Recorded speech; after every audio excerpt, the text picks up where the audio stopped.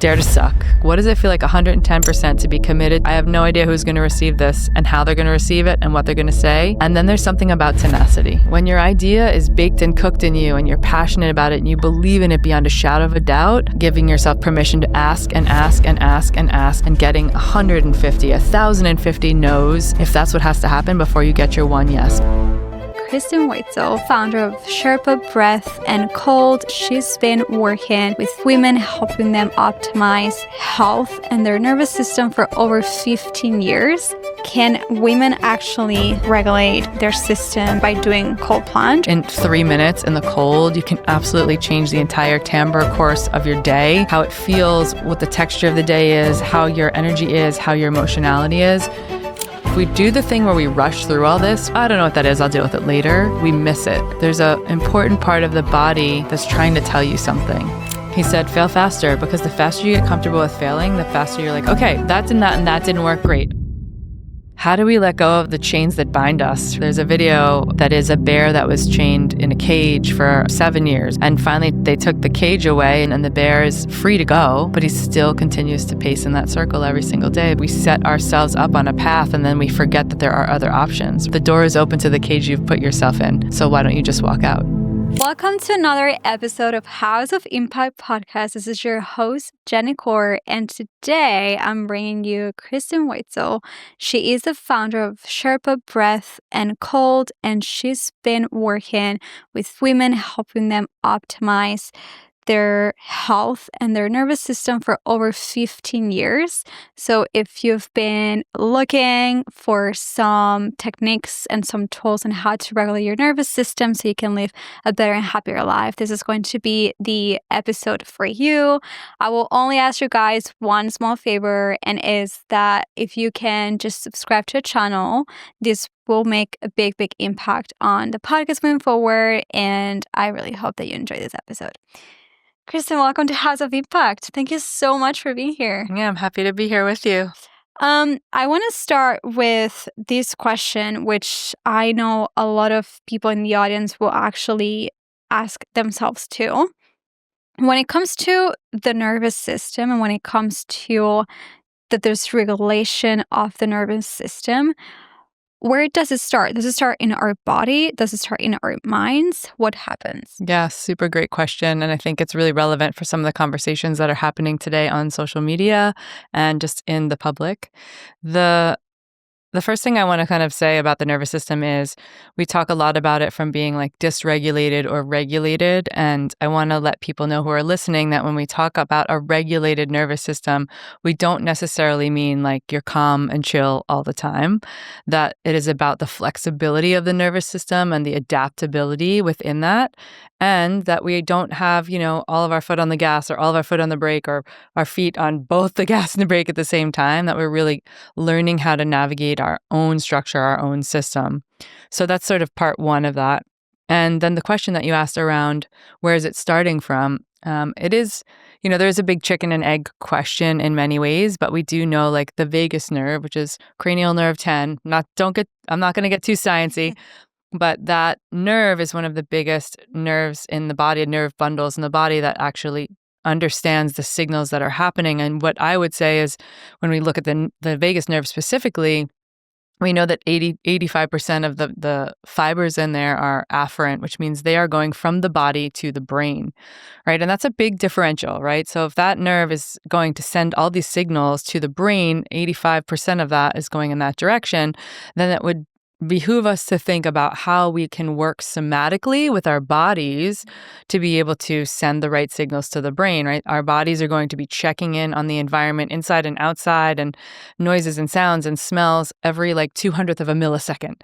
So if that's going on in the system and our bodies are sending all those signals, even if we have, 15 or 20% coming from the brain, it means that we're going to be quite body dominant, specifically when we talk about sort of vagal tone or the vagus nerve, which is what a lot of people are talking about on social and in the public and around nervous system.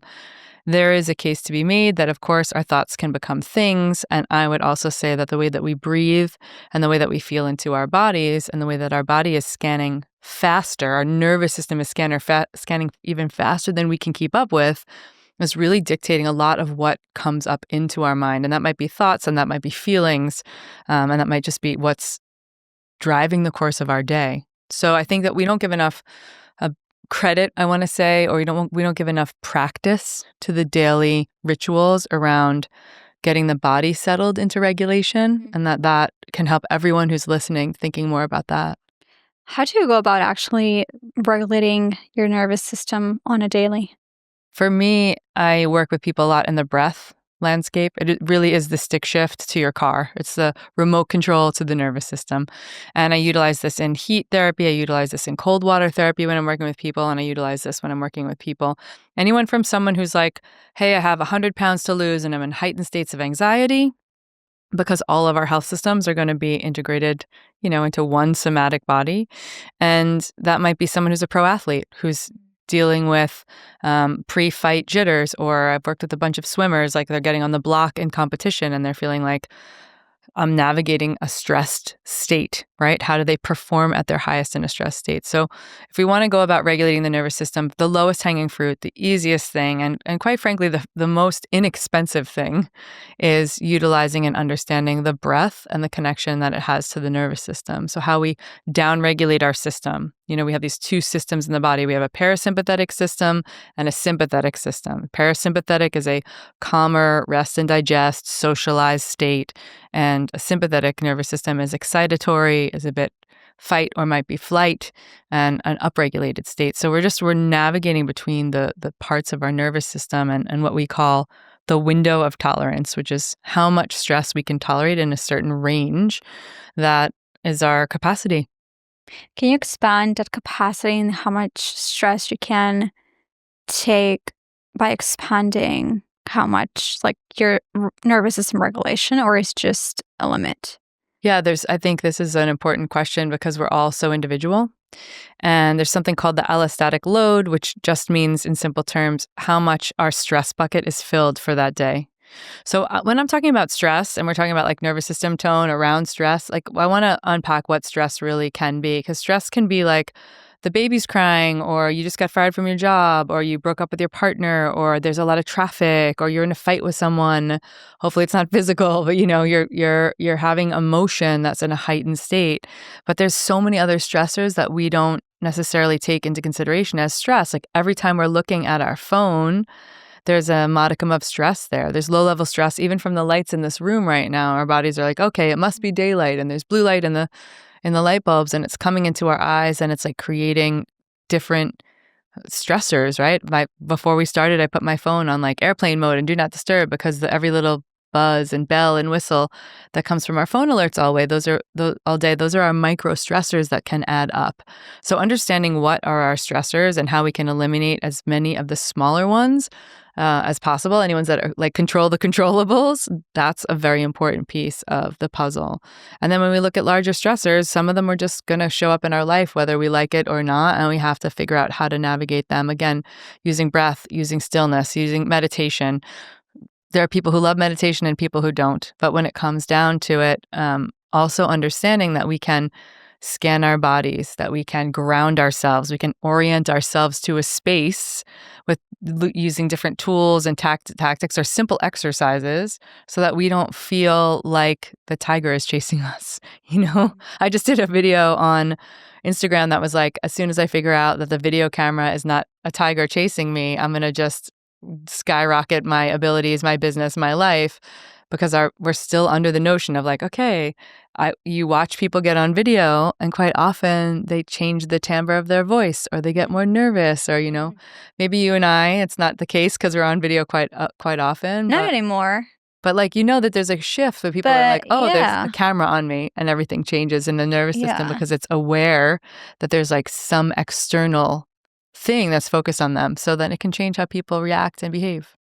Yeah, I remember. It's so funny you just said this, because when I first started doing the podcast, I've never done long form. I've always was I was a LinkedIn girl, which is always marketing myself through there, not through Instagram. So when I started with the podcast, every time I had to sit down on the camera or have someone I was just going into fight mode, and would just forget everything. I was like, oh my gosh, like, what do I have to ask them? And like, I was constantly like on guard. And it took me probably, that's another interesting question I have for you. It took me around 3 to 6 months to train my mind and my body to like, no, this is what we're doing. This is safe. I would probably do a little bit of breath work before starting because I was so agitated. But it took 3 to 6 months for my body to start being like, okay, we can do it. My mind was still going crazy, but the body was still a bit more calm. How long? You said something about the tiger chasing us, and I see a lot also in social media. A lot of people are in survival mode a lot of the time. Also, people when they're trying to um, grow their business or before they get married, they're just very agitated, or before they change jobs, or when they move to a new state, they're very like, oh my gosh, like, what are we doing? What happens in our brain and in our body when we go into flight or fight mode? And how can we get ourselves from this place to a place of regulation and a place of safety? Yeah, yeah. A lot of questions in one. I like it.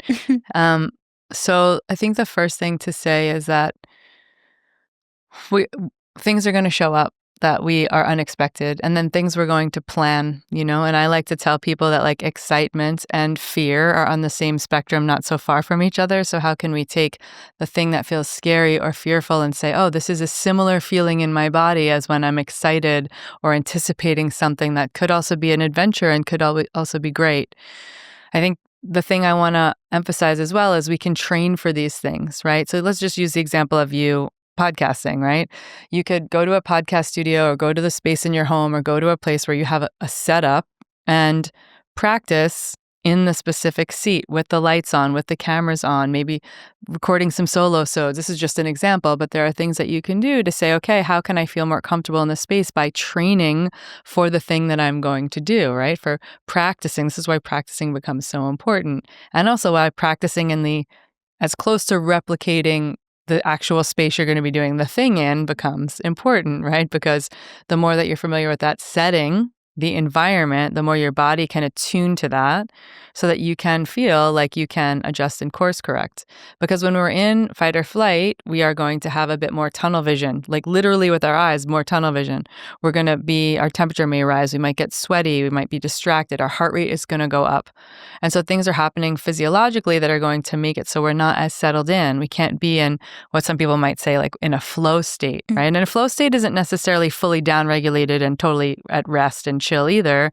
It's kind of this nice balance between you're focused, your concentration is high, your word recall is high, and you are breathing, your heart rate is at a moderate level, and you're connected to the person that you're with. So there's other, interesting tools when you're with other people. It's like, how can you, before a podcast, decide to co-regulate with someone, right? You and I did a little of this before the camera went on. We talked a little bit about our lives. We had a few moments together, and whether we're recognizing it as like, hey, Kristin, let's take 3 minutes to breathe together, which you might, like some cases, it's like we become the weird podcasting host, but it would still work. Let's sit back to back and feel each other's heartbeats. Like, it's a place for that, and it's not always going to work.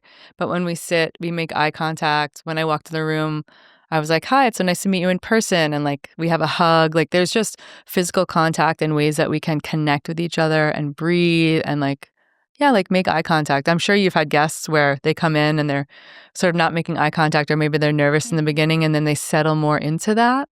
So when we're in fight and flight, those things are all happening in the body. And I think the thing that we can do when we're with other people is we can do this thing, which I keep talking about more and more these days, which is how can I be the most regulated person in the room? Now, I don't have to win the award for it. I don't have to necessarily even be the most regulated, but the attempt is, how can I walk into any situation and be the most regulated person there so that someone or anyone who's feeling upregulated or dysregulated they could potentially use me as an anchor for grounding. And also, some situations we're going to walk in and they're crazy and we're like, oh my God, this is really practice right now. I'm actually like in the thick of the throes of training to see if I can navigate my nervous system, because I'm going to feel, I might feel in a specific way. This morning I had some things going on and I was like very in a hypervigilant state. And I had to like speak up to a friend in the morning to say, hey, I'm really navigating some hypervigilance, which feels like anxiousness. And so I just need to figure out a way to ground better. I need to speak to it. I need to talk out just what's coming up for me. It doesn't have to be my whole story. It just has to be that I'm having these feelings. And I think we don't do that a lot. We don't share it. There's a vulnerability there. Of course, you're not necessarily going to tell the stranger on the street corner, but speaking our own truth. And I think that's like, someone asked me recently, what's the most amazing biohack? And I was like, at a biohacking show, and I was like, there's so many. And the reality is like being able to speak your truth can not only connect you to someone, it builds empathy, it builds compassion, connection. And also there's some piece of it that is, as long as it's like an appropriate truth for the space you're in, if you're in a space where you can't speak that freely, then maybe you're not. But speaking your truth really gives you this opportunity to say, this is where I am. This is who I am. This is how I am right now, right? Whether that's about your nervous system or your being, or if I walked in here and I said to you, oh my goodness, Geni, I'm so nervous. Like, I'm sure you would have said to me like, oh, tell me why, or like, don't worry. Or, like instead of having a construct where I'm not saying those things, if I'd said those things to you, you would have been even more welcoming, I'm sure, right? And it would have been helped me sort of unpeel some of those layers. So I think that answers the question for the most part. There's a chemical reaction in the body. The more upregulated we get or the more downregulated we get, we do have some neurochemical shifts that are happening. And, we could dive into more of like polyvagal theory or just, upregulation versus downregulation. I think it's important to really note, though, that people can control a decent amount of those things. And then the other piece of it. With our body or with our mind? What? Well, it's a great question. I think the first go-to for me is like the physical form of it. Like if I'll be doing EFT. First, I'll breathe. I might be doing a little bit of like EFT or tapping, grounding myself. Grounding myself is really as simple of a task. Like anyone who's listening right now, we can ground ourselves very simply. If you just say wherever you are, if you're driving, please don't close your eyes. But if wherever you are, you can put both feet on the ground and you can feel your feet on the floor. You can feel like, for me, I can feel like the weight of my seat in the couch, right? And I can kind of take a breath to myself and let the couch hold me a little bit more. And I can feel like my elbow against the armrest, and I can feel my other elbow against my hip. And it's just noticing where your body is in space, in a place that's a bit more like landed. And even just talking you through it and talking to anyone who's listening right now to be in that space of like where and how I'm touching any parts of the ground or the earth that I may be on. I can feel that there's like a system shift where I'm like, okay, I'm like 2%, 5% more at ease or calm or knowing exactly where I am.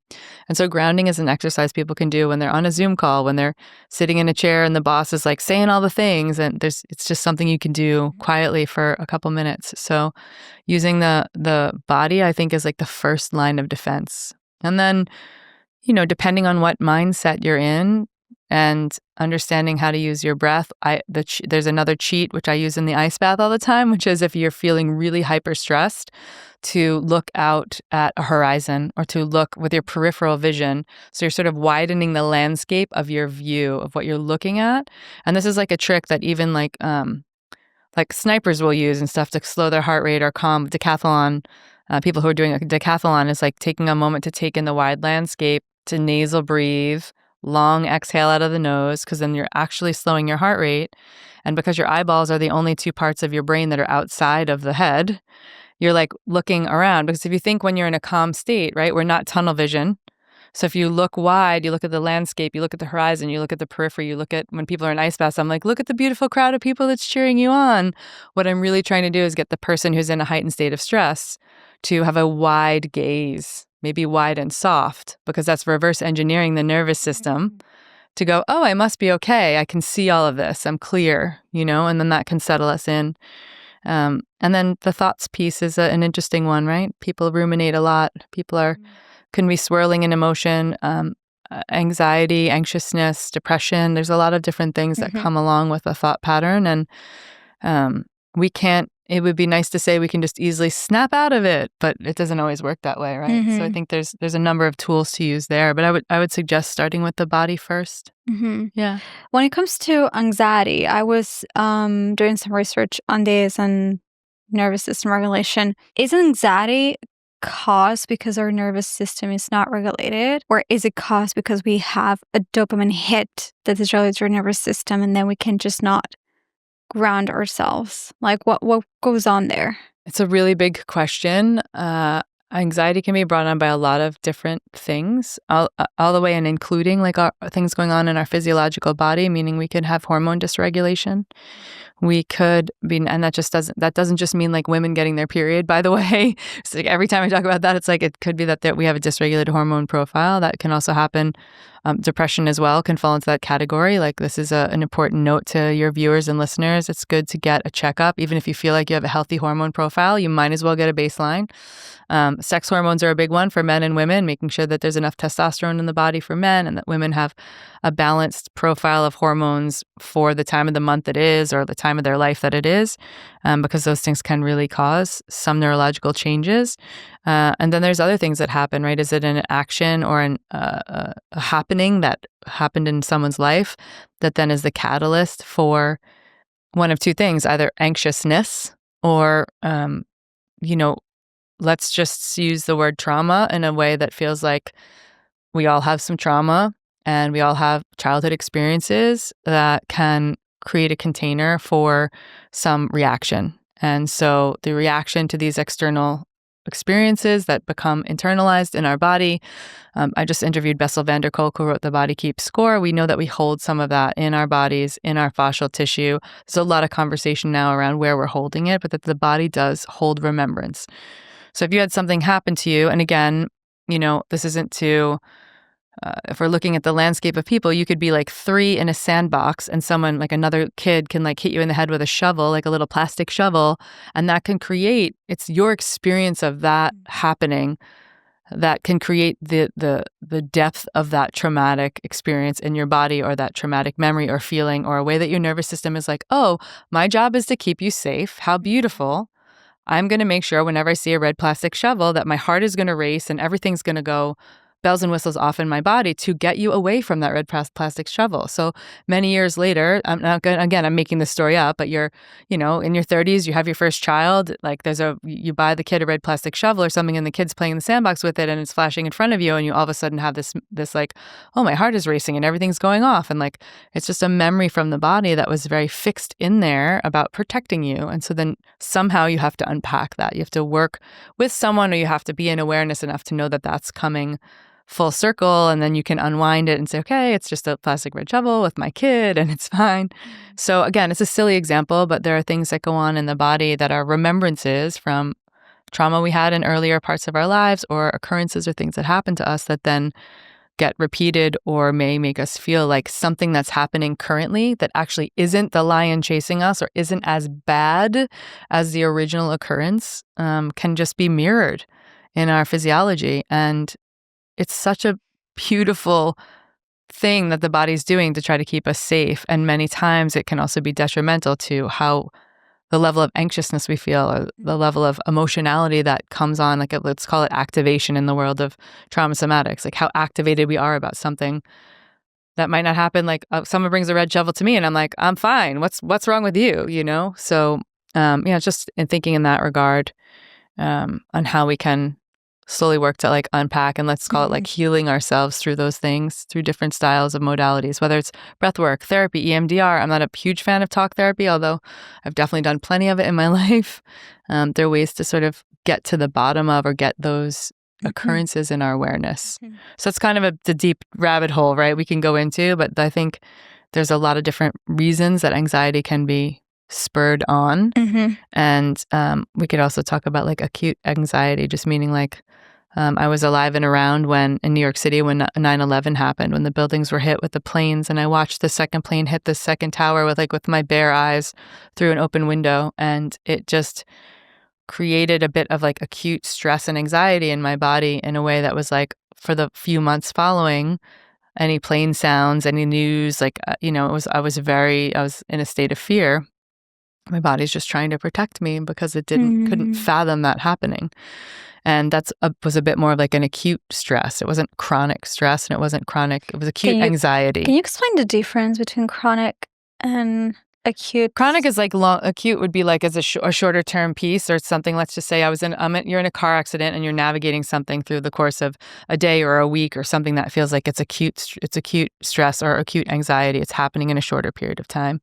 And then chronic is like longer term and going on and on and on and on. And that may or may not be correlated with the level of stressor that showed up, but it's chronic because it's not going away. So it's like longer term. Mm-hmm. Yeah. Can you explain the impact that breath work and cold plunge? Because I've done breath work. I've not done cold plunge. And yet. Yes. And I am one of those people that, and I'm sure people in the audience, someone probably also is asking themselves the same question.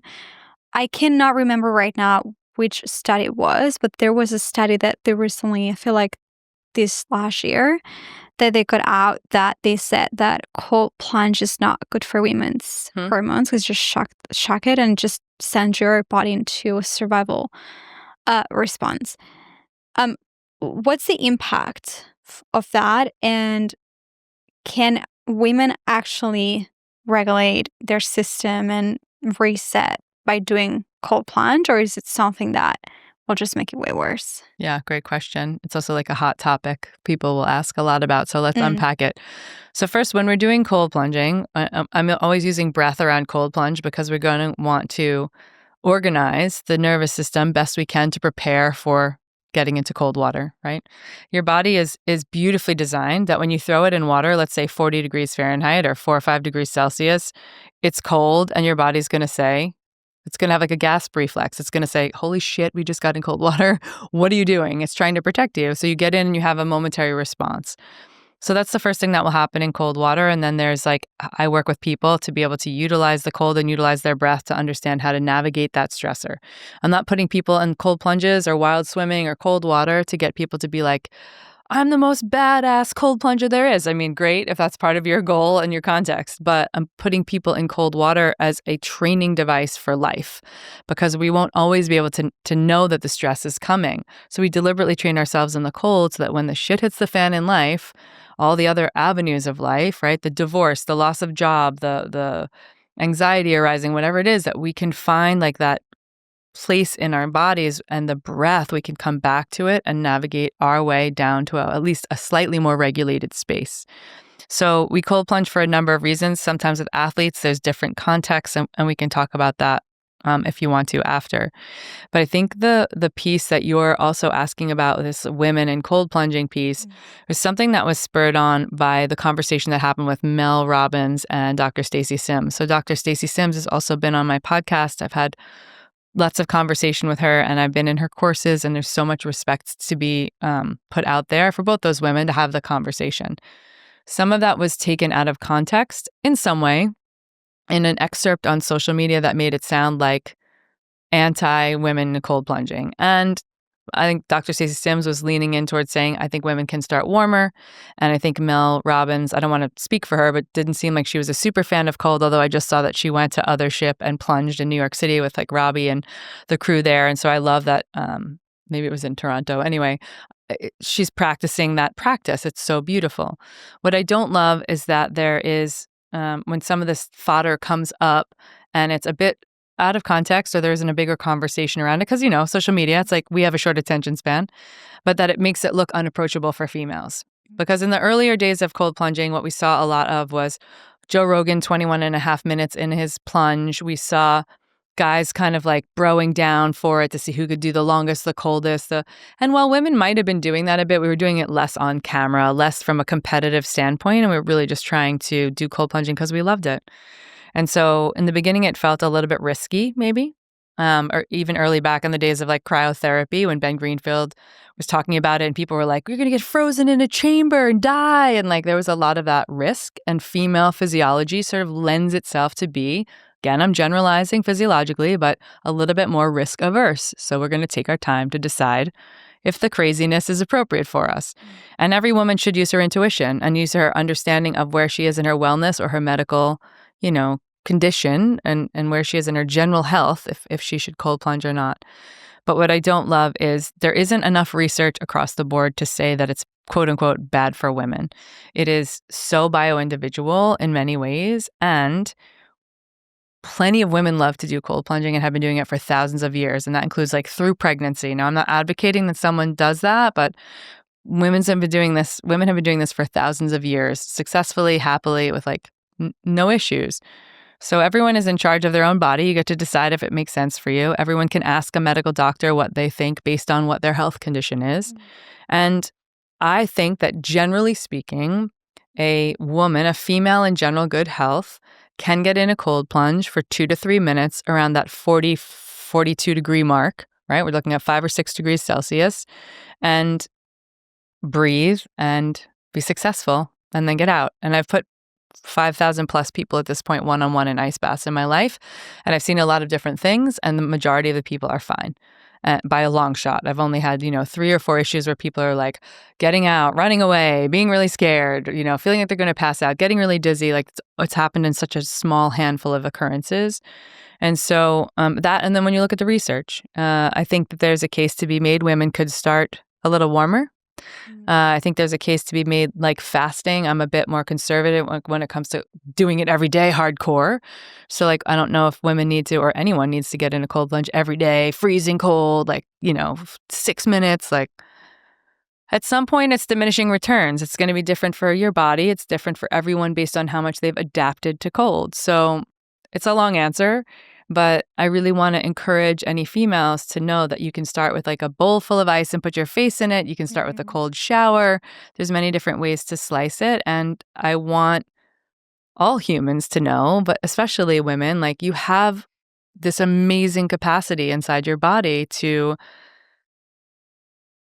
be the person you dream of being your entire life. And it may feel like it's just an ice bath. It's just a bunch of ice cubes and freezing cold water. And how's it going to really change my life? But like breathing consciously and intentionally while you get in cold water, those 2 modalities, I've never seen 2 modalities be as effective and as efficient for making massive radical transformation in people. And it's not just about making more brown adipose tissue and, feeling more mood boosted, which those things do happen. It's about people going, wow, I did this really hard thing. I conquered this goal. I'm more powerful than I give myself credit for. I'm super present in the cold because you can't be anywhere else but sitting in that cold water. And then when they get out, they have a parasympathetic rebound, which is like the body's way of having a moment of big success, calming the system. We survived, and this whole cascade of bliss chemicals hits the body. And it just really, I think, puts the period at the end of the sentence that we are stepping more and more into our greatest capacity. And then plenty of clients I work with in longer term containers are like, I can write the Broadway show. I can ask the girl to marry me. I can ask for a raise. I can, all of that comes up. And it's no surprise to me that people are like, oh, I'm going to get a little bit more risky, or I'm going to do things that I feel like are my truest greatness. Yeah. And that just correlates. It sounds to me like exposure therapy in a way. Like you expose yourself to a hard thing or to a fear. And so like you train your body and mind and nervous system to, okay, we're scared about this, but we've done this. Especially like when people have gone through a lot of trauma, I feel like it's a really good way for them to be like, yeah, we're safe in this new thing that we're doing. 100%. Because it just shocks your entire system. You talked about emotional resilience and the correlation between neurochemistry and cold plunge, and how we can shift our emotional state by just doing this. Can you expand on that? How can we shift our emotional state? Is it something that we can do immediately? Does it take some months for our nervous system and our emotions to settle? What happens there? Yeah, it's a great question. We can use cold exposure for sure. And the correlation to exposure therapy, like traditional exposure therapy, and using heat or using cold is a very good one. If we say cold exposure, we say heat exposure. So it's very aligned with that notion, that philosophy of putting people in circumstances that are going to stretch their window of tolerance or stretch them towards the thing that they might be feeling some fear around so that they feel less fear around it. So that's like a great notion. And then the other piece of it is like emotional resilience. And I've talked about this a little bit on some podcasts, and I'm like happy to chat about it again because I like to use the N of one experiment. The story doesn't matter about me per se, but it's important to kind of note that as a coach and an expert in this field, over the last couple of years, I've navigated sort of the most long-term anxiety / some depression from a breakup that I had. And I was like, how do I stretch myself in this time when I feel so anxious and nervous to even get out of bed in the morning? And knowing I had the tools, and I would also say that a very big part of my healing had to do with the community that's around me, my friends and the people that give a shit about me really continue to show up over and over again, especially when it's like even, talking about cold, it's like, I don't want to get in the ice bath alone because I'm feeling so alone. And then like someone will be like, let's go. And then you feel like you have camaraderie, community, compassion, connection. And so there is a tangible, 100% evidence-based response to the human physiology when you get in a cold bath. And both the adrenaline, the norepinephrine, which is the same as noradrenaline and adrenaline, that the rush that you begin to get, you have a dopamine response, you have an oxytocin response, especially when you're doing this with other people and you get out. But there's this whole neurochemical cascade that happens in the body that is also helping your long-term health, right? Helping you manage glucose over the long run, more you adapt to it, helping you be better at temperature sensitivity and just knowing that you're making more brown adipose tissue. It's a modulator for cortisol. There's all of these things that help with our neurochemical piece, like the neurochemistry of our emotionality. And so it is and can be hard to take one step in front of the other, like put one foot down in front of the other. If anyone's listening and navigating this right now, like my heart goes out to you, and I recognize and have lived through and have so much compassion for how challenging it can be to get up in the morning, get yourself together, make decisions for yourself, get good nourishment for the day, get sunlight, get your feet on the earth, all of that. And the piece about cold exposure is in 3 minutes in the cold, you can absolutely change the entire timbre course of your day, just like how it feels, what the texture of the day is, how your energy is, how your emotionality is. And it's not going to solve every one of your problems. You're going to want to use some other tools around it, especially getting around people, community, perhaps some kind of, therapy or what have you. But utilizing cold over and over again, I mean, any women who are in perimenopause, menopause, women who are postpartum, people who are showing up with, again, I have clients that come to me for anxiety and depression, and they're navigating challenging times in their life or a loss of someone, grief, like they've lost a parent.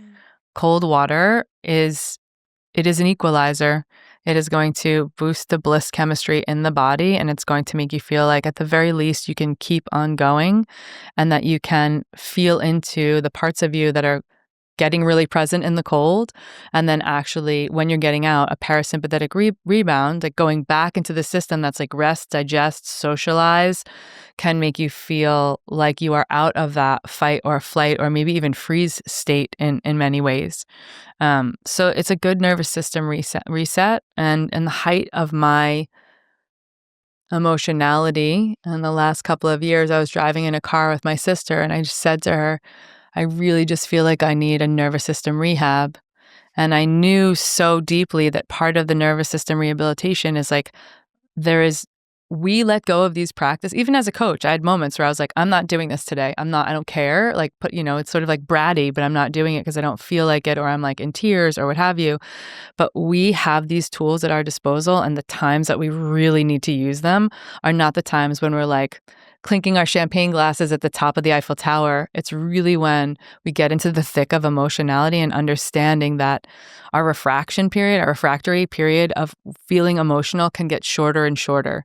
Meaning if, like, here's a bad example, if you're crying for an hour today, you'll cry for 28 minutes tomorrow or what have you, by utilizing breath and utilizing cold to help our nervous system feel like it's safe. Like that's the grounding element, right? Because if I'm feeling sad or alone or afraid, but I'm sitting in this space with you, I can look at you, I can ground my body, I can know there's no tiger. I can say, sure, I have grief, or sure, I have some loss or longing or whatever's going on in my body, but I can phrase it and actualize it and attune to it in a way that I'm understanding that I'm not in danger. Right. And so this is the game that we play with our bodies. We need to dance the dance. And when you put yourself in cold water, it's like, okay, hard stop, pattern interrupt, and then you can move on to the next thing, and it's such a win. Mm-hmm. I think for what you're saying, a lot of people are not happy with their lives or as fulfilled with their lives or where they want to be in their lives, in their careers, in the relationship they want to be in, and what it is that they're chasing. And it sounds, for what you're saying, that a big reason why they are not there, it's because they don't know how to, probably first of all, how to regulate their own emotions, how to identify them. And second, not knowing how to put themselves and their nervous system in a place where it's safe for them to go to the next milestone they have. How can we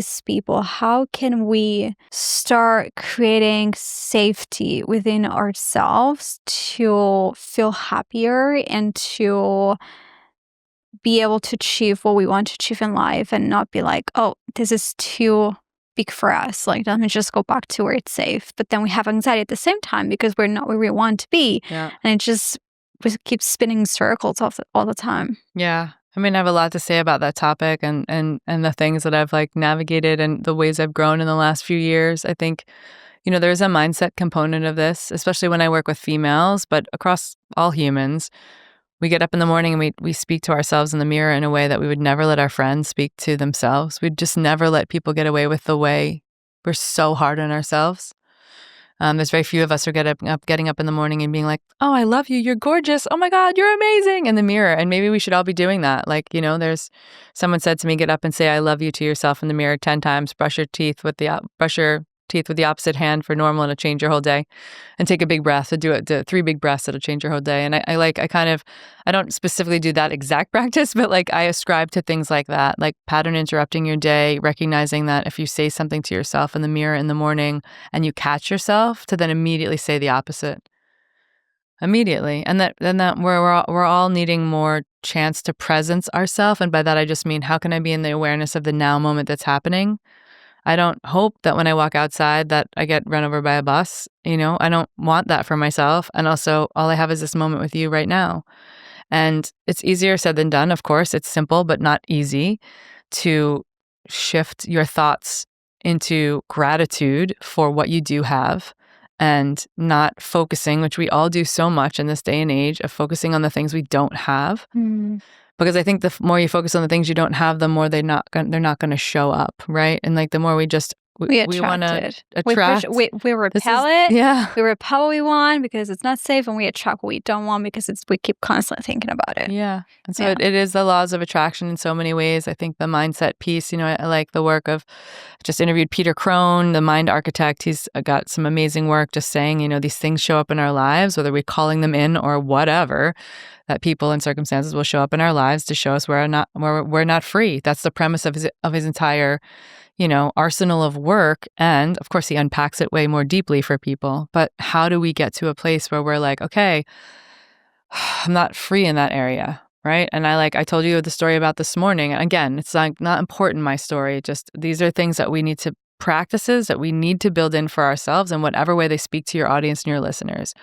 I owned my shit this morning because I was feeling a specific way in my nervous system. And was I nervous to say that? And was like, oh, my friend's going to think I'm being a weirdo. Though my friends at this point already know that I'm a weirdo, so it's fine. I want those people around me that are going to be open enough to say, I'm feeling really nervous about X, Y, and Z. Or I'm like, hey, I'm in a really hypervigilant state today and it's showing up as anxiousness. I just want to verbalize that, because just in verbalizing that, I can let go of some of that or have someone connect to me. So if that's going to show up in our circumstance, then how can we speak to the people we trust and the people that we love in that way to continue to reflect upon each other? I left the first meeting I had where I was feeling that way, and then I went and I left a quick phone message for one of my other close friends who's was a very close friend of mine. We leave a lot of Instagram DMs for each other, and I was like, hey, I just want to commit to you and have you commit to me that we're going to show up fully present with where we're actually at. Like no hiding, no, negative talk per se, but like how we're really feeling. I'm making a commitment to you. He didn't prompt that, by the way. And I was like, maybe this is a weird message to get, but I really want to be clear with you. Like we are going to serve each other better. He's like a business contact, colleague, all the things we talk about life. I want to just show up in the best way I possibly can for you. And I'm also going to commit to you that if I feel nervous, if I feel scared, if I feel, a certain kind of way about something that I am uncomfortable talking about, then I'm going to say it anyway. And it may take 10 minutes for me to say it because I'm nervous about saying it. And I'm going to continue to try to speak to you in that way. Like, I'm nervous, but I want to tell you this thing that's going on in my body or going on in my mind. And I really need support on it. Because if we don't ask, then we don't connect. And if we don't connect, we can't be in community like we were when we were in tribes all the time. If someone was having challenges when we were in tribal culture, you better be sure that the whole tribe knew about it. If someone was like, hey, I'm going to go off and do this thing, like, we talk in the world of plant medicine a lot. We talk about people aren't integrating, like, and what are we learning? Or maybe in therapy, what are we not integrating? Because back in the day, we'd learn something and the whole tribe would be like, what happened? And then everyone would make sure you were integrating it. And now we go off into our little apartments alone and we look in the mirror and say bad things to ourselves. And we aren't integrating the learnings of how epic we are as human beings, right? Or where we made mistakes so we can own it, responsible and accountable, and then make a change, make an apology if we need to, right? How are we integrating that into the humans that we are? And that includes apologizing to ourselves for like really being hard on ourselves for a lot of years. So like what a beautiful question that you almost asked me, like, what does it take to shift for us to all be in our greatest happiness? And I think it's about gratitude. I think it's about connection with other human beings. I think it's about speaking our truth. And I think it's really just about like how we care for ourselves, over and over again. It's not easy, right? No. It's like this is not an easy thing. This is the journey of life. No. I asked that because I see it in myself, because I also don't want, this is something that I'm trying to do more, what you just said, speaking your truth, because the last thing I want to do, obviously, as a podcast is growing and things are growing, which is great, but I don't want people to think that I am just sitting here and I just got it all figured out and I just don't have bad days and I just don't, because like, and even the guests that are bring in, like, no one's perfect, and I know that people listen to this or watching to this, they will just see on a screen and be like, whoa, like they just know so much, it just got it all figured out and look at this, and like, and they will just feel like they don't have it together. I feel like that's really important to know our truth and to know where we are and to know where we want to go and to know what needs to happen for us to get there. But one of the reasons why I asked you that is because I see a lot of people that are so great at what they do and they are so gifted and they are running fearlessly towards their goals. But when they get to the doors of the promise and their goal, they just stay there. They just don't unlock it and just they walk through. And I do believe a lot of it has to do with how they, first of all, how they see themselves, and second of all, how their nervous system sees what they're about to do. What does it take for, let's say, someone that is about to get the next milestone in their career, someone that wants to be seen? I get this a lot, like a lot of clients I work with as well. They're like, or people in the podcast have written me, they say like, I really want to do this thing, but it will require me to be seen and I don't feel safe being seen, but I need to do it because otherwise I won't get it. But then you see them with their friends and they're like super extrovert and they have a lot of unity and they're seen, and so what does it require for these people that want to achieve, or for all of us that want to achieve a goal, but we are scared of being seen, that we just hold ourselves back and then we just go back to square one? What happens when you say being seen? You mean like being seen by the public eye? Being seen by the public eye, being seen, like, for example, someone wants to get a promotion, they need to be seen by their boss to get a promotion. Yeah. Someone that I have a lot of women and also men, like they're just trying to get into the next career goal. Yeah. And they need to be seen for that. But I see this a lot with business owners that just put themselves back. to where they were. Yeah. And I think that's like a practice run. I mean, you can do so many of the practice runs with speaking to other people as if you're in the situation, right? Cultivating a good breath practice before you go do any of those things. When I work with executives, it's like if you need to take 5 minutes and go to the men's room or the women's room and just like breathe in a stall, you can do that to downregulate yourself. You can ground, you can orient, you can do all those things. I think the other thing is like, you know, um, there's a couple things in my mind. The first things I will say is like my mentor who I work with on some of his bigger retreats had someone come in who's like an executive coach to like the biggest executives you and I can imagine in the world. It's like people who are running the businesses that are household names. And even when I sat down with Peter Crone, I asked him because he works with like top performing athletes and like billionaires that are just like running, multiple businesses. And I knew the answer, but I asked the question anyway to both of them, which was just, can you share with me that when you sit down and you work with these people who have like, because the money is a lot of times the moniker of success, right? Versus like excellence. And so I just wanted to kind of clear the decks to say to both of them and the questions that I asked, like, can you confirm or deny or tell me that when you're working with majority of the people who have like success deemed in money and billions or millions of dollars, that there's still these blocks that are coming up of like self-worth or not trusting themselves or self-sabotage or just, running in the opposite direction right in the moment that the pinnacle thing is about to happen for them. And they were like unequivocally like, yes, it's still coming up. It's not about the money. Like they may have all the money in the bank, but they're still unhappy because they have not stepped forward into their peak expression, their peak capacity. And a lot of times that can do with our backstory, our trauma, the things that hold us back. If we're really getting into sort of like the body keeping the score and the way that we're holding ourselves back, presencing yourself is not easy, to be so present with who you are. And then if something is not in your awareness, then how can you know, right? Then how can you know to course correct? This is why I do so much coaching world with in the coaching world with executives. And it's like, is it breath and it's cold and it's, I work in other spaces facilitating various different transformational work. And in all of those spaces, somebody has a story that they've told themselves for so long about the person they are based on an experience that they had from who knows, like in utero, I don't know, from 1 to 18 years old that has stuck with them so much that they are basing their life on it.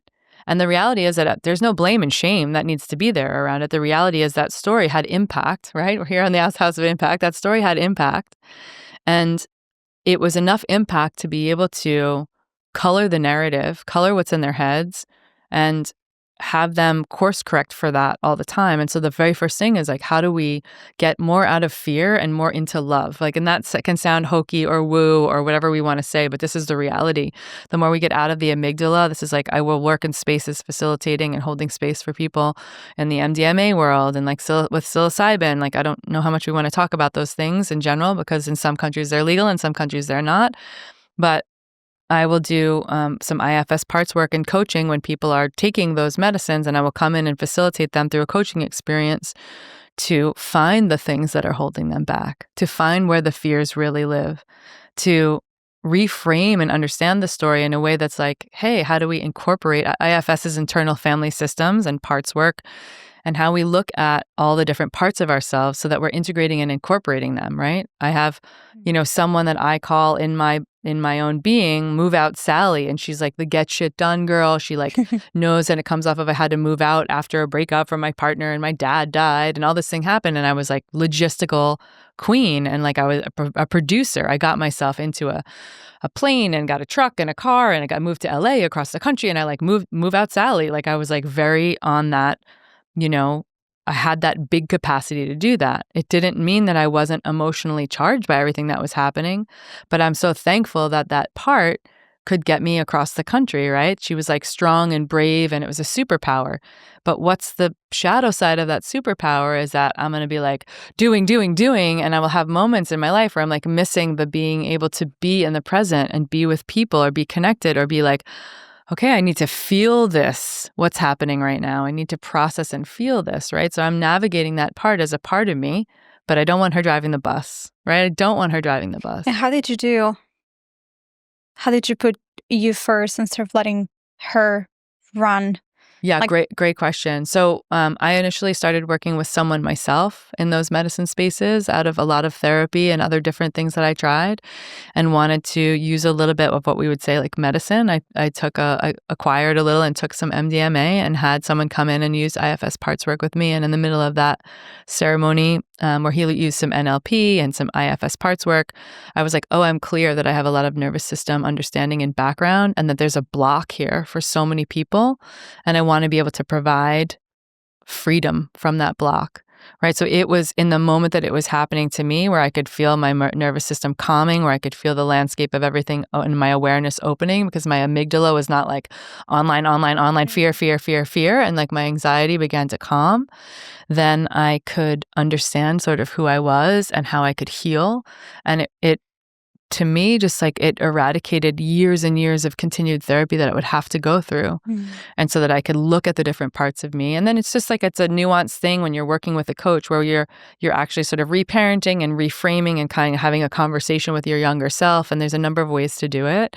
But that was in like a 6-hour session. And that session really changed the way that I viewed all of the parts of me, the way that I viewed my anxiety, the way that I like cared for myself. And I just knew that I'd want to do that work instantaneously as well. Because everything else in my background is around nervous system and regulating the human body and health optimization and biohacking and all of that. It just felt like a natural fit.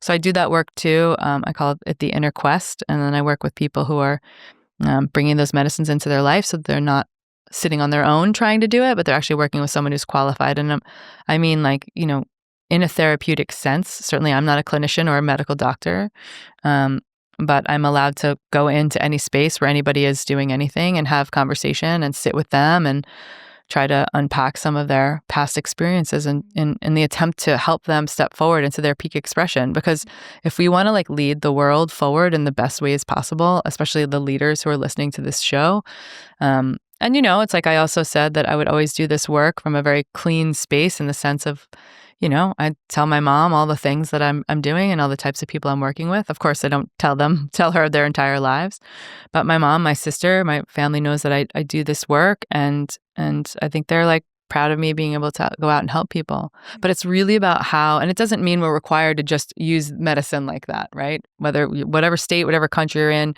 using MDMA, people are doing ketamine therapy, people are doing psilocybin, mushrooms, magic mushrooms, all of those things. But, if that's something that calls to people, they're more than welcome to like DM me and ask about the kind of work that's out there and other places they can go and things they can do therapeutically. But we can even breathe ourselves out of the prefrontal cortex so that we can start to process some of these stuck emotions, right? So when we're breathing ourselves in a specific pattern using our mouth, we can open up the mind's landscape so that there's enough of our rational mind is out of the picture, and the body can start to let the things that are the hottest on the stove come forward, and we can begin to process them. And that might mean that we're having a cry during breath work, or we're having a scream or a yell, or that we're having a lot of laughter, like just things are coming up and moving through the body. And again, a lot of times it's like, maybe we don't know why that emotion or that response is coming up in a moment in a breathwork track. And maybe we don't always need to know the story behind it. It might have been something from years and years ago, and our body just wants to move it through so we can feel on the other side of it sort of a little bit more relief, a little bit more happiness, a little bit more open to the possibility of what the future holds. So it's like, it's an exciting time right now in the psychedelics landscape, yes, but also working with breath, working with cold, and working with clients of all types to say, how do we let go of the chains that bind us, right? There's a video, I'll just say this quickly. There's a video on Instagram that's also been floating around YouTube that is a bear that was chained in a cage for a number of years, 7 years or something. And they finally took the cage, and has a chain on him. And finally they took the cage away, and you can see where the bear has been walking inside the cage, and the cage is gone and the bear is free to go, but he still continues to pace in that circle every single day because like the yogis would call this samskara, the grooves in the mind, right? We set ourselves up on a path and then we forget that there are other options, right? The door is open to the cage you've put yourself in. So why don't you just walk out? And that's again, it's not going to happen if you're not aware of it. And this is why working with people like you, working with people like me is so elemental to like just getting a coach that you can relate to and with to say, okay, how can I see my blind spots? Because we can't, I had to get a coach to see where my blind spots are, someone who can help me heal myself. I ran a session the other day with a small group that I lead, and I was asking them, so what's your goal for the next 6 months? What do you want to achieve in your business, in your life? And a lot of them were like, I want to get out of the survival mode that I'm in, not necessarily financially, but I'm just like being chased by a tiger all the time. And then I started excavating, started asking them, it's like, okay, like what do you feel? Do you feel fear? Do you feel anxiety? Where do you feel in your body? Is there something in your life that happened that makes you feel like that? And what I've realized is that a lot of them were stuck where they were, or they were telling themselves that they were stuck, because they were trying to protect a part of themselves that has not yet healed. So because of that, they were not really like, I cannot allow myself and give myself permission, give my body and my mind permission to go and achieve this goal, because I need to protect this part of me that is not letting me chase this goal. But at the same time, it's like the parts keep... It's polarizing, right? Exactly. It's like stopping them from doing the thing that they say they want to do. And in IFS work, they call that protector parts. That they're like, okay, I'm going to keep this on lockdown. I'm going to protect this part of me so that it's safe. And the reality is that we need to be able to give those parts permission to sit at the table, but not run the show. How do we do that? Can you give the audience like little steps on how? Yeah, I mean, there's first of a lot of it is the biggest piece is bringing it into awareness and having some recognition. So you don't have to have medicine per se. You can go and work with an IFS parts work therapist. Anywhere you can find them locally, asking around. I always find referrals tend to be the best, because it's like any other relationship. Have a phone call with them, see if they feel like a good fit to you. And it's like unpacking and sort of naming the parts of the person that you are and where they came from. And a lot of that is spending the time and sort of going back into your life. Like if someone said to you, I'm feeling a specific way really about this task or this thing I can't achieve, then you might want to say to them, or people who are listening might want to think, well, when was the last time you felt like that? And by feeling, I don't just mean like in your head, like when you thought this way. It's like actually if you close your eyes while something is like holding you back, or you're feeling a lot of trepidation to go ask for the raise, to launch your new program, whatever it is, where in your body are you feeling that? Is there tension? Like, is your throat choked up? Are you feeling like it in your belly? Does it feel like fear? Does it feel like worry? Does it feel like excitement? What are the feelings like that? Really getting attuned to feelings words so that you can feel that feeling, and then correlating it to say, is there, maybe the answer is no, but perhaps there's another time in your life that you really felt intimidated, and you felt shy, and you felt like nervous, and you felt rushed. And it's like, when I think about just those words, like I have notions in my mind of like, I was in my very first play in school. I played Oliver Twist, and I left my costume in the classroom, and I didn't have enough time to change, and I had to figure out a solution for the outfit I was wearing to look like from going from a poor local boy to a fancy rich boy. And how was I going to do that? Like, I know where those notions come up. And so maybe it's something someone needs to process with a therapist. Maybe it's something they need to meditate on and do breath work around. Maybe it's something they need to weave in, like an empathic medicine, or like working in psychedelics landscape, or breath work. But if we do the thing where we rush through all this, we miss it. Right? If we do the thing where we like just say, I don't know what that is, I'll deal with it later, then we miss it. Right? There's a important part of the body that's trying to tell you something, so that you can unpack it, so that you can feel like you can give all the other parts permission to be there with like an equal vote in the game, but that the present you, the person who's sitting here right now listening to this podcast, or the person that's even your future self 10 minutes from now or 5 years from now, is looking back at you and saying, you got this, go do the thing, ask the girl out, ask for the raise, launch your program. My meditation mentor, Emily Fletcher, she's amazing. And she has some like breath work thing that you could listen to, or a meditation thing you can listen to before you go on stage or something at some point. And the big impactful statement from it for me was, dare to suck. Mm. And I was like, what does that feel like to get on stage and dare to suck? What does it feel like 110% to be committed to like launching your program out in the world and being like, I have no idea who's going to receive this and how they're going to receive it and what they're going to say. And then there's something about tenacity, right? I have a lot of friends that are like doing the shout out to like Nicole and Mike and all these people who are like raising capital for really beautiful technologies that are coming into the world. And I see them. I watched, Robbie Bent, who owns Othership, pitching people for, fundraising. And you got to keep asking. When your idea is baked and cooked in you and you're passionate about it and you believe in it beyond a shadow of a doubt, you just have to be giving yourself permission to ask and ask and ask and ask until the thing becomes reality. And in times, people are having to have second jobs or work at a cafe or like you do the things you need to do because, of course, we all have to put food on the table. But if you're really impassioned about an idea, I think we really have to keep sharing it and getting 150, 1,050 no's if that's what has to happen before you get your one yes. Because it's like, it's refining it and it's having a growth mindset and it's all the things we say with mantras, but do we really do them? Do we really have a growth mindset where it's like, when I ask people for feedback and they go, oh, your class was amazing. No, I really liked it. I'm like, awesome. What I really would love from you, which would mean so much and it would make me feel like I could really shift the state of my class, is if you gave me one piece of what you might call negative feedback, like one thing that you would have liked more of or I could have done better, because that's what I learned from.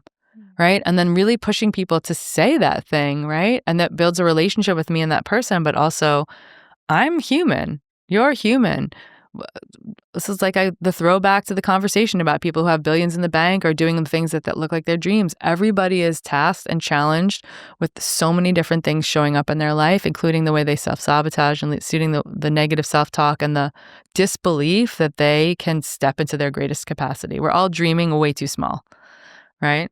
I want to share something that happened 2 weeks ago before I came here to Austin. I was talking with my dad and I was saying to him how much I like that the podcast is growing and how much like my dreams of like dream big dreams. And obviously just I hear you on the breakup side of things, because a few months ago I went through a very traumatic breakup, which I'm still regulating from, which is also, I feel like it's something important to also bring up, that people can regulate you, like, or it can dysregulate you, and that's going to take a long time for you to feel safe again. But I remember my dad, so we were just FaceTiming, and he said to me, like, you're so capable, you just don't give yourself permission.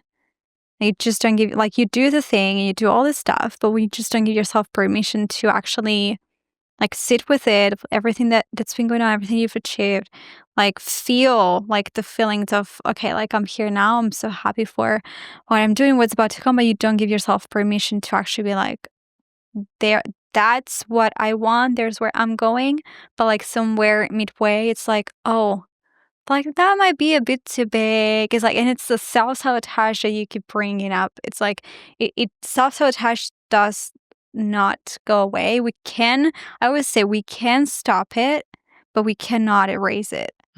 It will always be there. And it doesn't matter, like, if you're, like, this is like my 36th podcast that or 40th podcast that I've recorded. You would think, like, I don't get nervous. You would think I'm just, and I do every single podcast. But at the first episode, I was like, this is not going to happen once I've recorded like 30 episodes. It does keep happening because, like, you could just raising the bar. But I feel like I really appreciate what you said. People don't give themselves permission to actually believe in themselves. And sometimes I feel like they don't give themselves permission to make themselves feel safe and in tune with their body and with their emotions and what they're feeling. And I have one last question that I've been wanting to ask you. Do you feel like self-sabotage and nervous system dysregulation go hand in hand? Or what happens when we self-sabotage? Like, which one comes first? Because a lot of people in the audience are, but how do I cure this? I know. I think the race to cure it is not, I think we need to feel into it. I think the other thing is, could we work to regulate our nervous system, to ground ourselves, to orient ourselves to the space, so much so like we're resourcing ourselves to do that all the time instead of doing the thing which is like, oh my God, the shit hit the fan and I have to cope now and I have to figure out, like, could we resource ourselves by creating a daily practice? I don't mean like the influencer who's like, I get up at 4 a.m. and I have my hot beverage and my aminos and I do stretching and I do red light and I do the gym. It's like, how do those people have 8 hours in the morning? Because by the time their day is done, they've just done their morning routine. I mean, like 5 minutes of breath, 5 minutes of a body scan, maybe a little journaling. Not everybody likes journaling, but in a way that's like, getting those things out of the system, moving through them, creating ritual that's like resourcing ourselves so that we can continue to be like, I got this. Even if I'm alone, even if all my friends and all the people that I know, if someone out there is listening to this, even if most of my friends and all the people I know are through social media, through YouTube, through podcasts I listen to, even if that's the case, that if you're listening and you're here, you matter, that your ideas matter, that your thoughts matter. And I don't have a clear-cut answer for which is coming first, right? The self-sabotage piece, I would say, is something that's more developed in the mind. So how can we really resource our body to be grounded and to feel safe and to be regulated? And once we feel that way, do we have the ability to dare to suck? Do we have the ability to step forward into greatness? We're going to fail. This is like Tony Hsieh said, fail faster, the guy who started Zappos, right? He said, fail faster, because the faster you get comfortable with failing, the faster you're like, okay, that didn't work. Great. Okay, my SEO isn't wonderful. Oh, my marketing sucks. Okay, great. What's next? It's like, stop taking it personally. Like Martin Scorsese had films in college that I'm sure sucked compared to his, most famous pictures ever. We're all going to have challenges in the beginning, or maybe a new business, or maybe you're just like, oh, the environment of the world is changing. Hello, AI. So now these things that used to work don't work anymore. Right? It's like never really about us. It's just about our learning, right? It's not about the internal self. It's about how much beautiful capacity we actually bring and then believing it, right? That's the hard part. That's where you got to Joe Dispenza it or whatever else you can do to get out of the negative philosophies. And I think there's a lot of options for people to work around and with. There's like no one easy answer. I wish there was.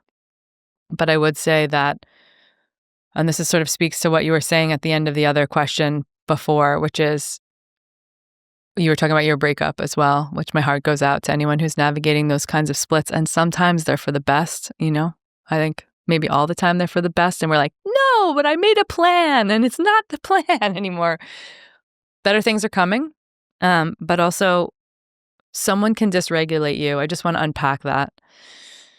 Someone can dysregulate you, right? There are moments when we're like, oh, this thing happened to me. This narcissist came in and was like, and then I was like, oh, and I got attuned to that. And so my behavior shifted and like some of my childhood wounds, like the beautiful thing about relations, and I'm going to talk about romantic, but I mean, most of the relationships we bring in our lives, many of them, especially the romantic ones, they are the crucible with which we can change and heal some of the childhood wounds that we bring to the table. Our partners, I really believe that we have, especially romantic partners, bring in and poke us in the places where we don't have freedom, where we don't have capacity. And then we have to go through something potentially cataclysmic or heartbreaking or grief-filled in order to say, okay, I can rise above this. And it's not about even rising above, it's about learning about ourselves. So when a partner puts us in a space where we're like, I'm dysregulated because this person was in my life, part of that is there is some reality to that statement. But the most important thing that everyone who's listening to this really needs to know is we are responsible and in charge of our own nervous system. 100%. And we can shift how we feel. We can shift our thoughts. We can shift just the way we breathe. If it's going to dictate how our nervous system responds, then we can breathe differently to think differently, and that includes about ourselves. And the more that we get grounded in our bodies and understand that we are whole human beings that can walk to the store and pick up a coffee and go and cook ourselves some food, and we aren't living not all of us are living in the jungle in super dangerous situations. Now, there are plenty of people that are living in households in dangerous situations. So I don't want to like shortfall those people. But the more that we can get attuned to ourselves and our bodies, the more we have the capacity to be brave enough to leave the situations that aren't working for us and to speak our truth more. Because I don't know about you, but if I spoke my truth in a bigger way, my real truth, that relationship, I probably would have ended it first. I probably would have been walking out the door, or we just would have decided mutually to say, we actually aren't compatible, instead of what I did, which was just very much lean into the relationship in a way that was, hypervigilant and making sure that I was like doing everything in the way that I thought would help the relationship grow as opposed to being me. Right. And it's like, I don't want anyone to be in that situation. I want people to be in a situation where the person that they're with is a hell yeah. Right. That's what doesn't mean it's not work. Okay. But someone's a hell yeah, you're a hell yeah. You cultivate a relationship together and maybe that lasts forever and maybe it lasts for a few, a reason, a season, or a lifetime. But there's like so many ways we can do this with communication. And I think the communication we have to have at the highest standards is the way that we communicate with ourselves. Yeah. Amazing. Thank you so much for sharing everything in the podcast. It was really insightful for me, obviously for the audience too. And thanks so much for opening up about your journey as well. It really helps for the audience and for people to see us as human people, not just people that are just sitting on a sofa doing a podcast. I really appreciate that. And thank you so much for spending your time with us. Yeah, absolutely. Thank you for asking me all these great questions that not everybody asks me about. And just for everybody who's listening, just thinking really softly into your body, feeling softly into their bodies, and just taking like one little nasal inhale right now into the nose, taking in all the beautiful conversation and wherever you are, the gratitude for you have in that moment, in this moment right now, and then exhaling long out the nose, just maybe for a count of 5 or 6. And super beautiful to be here with you. Thank you. Yeah, thanks for your time.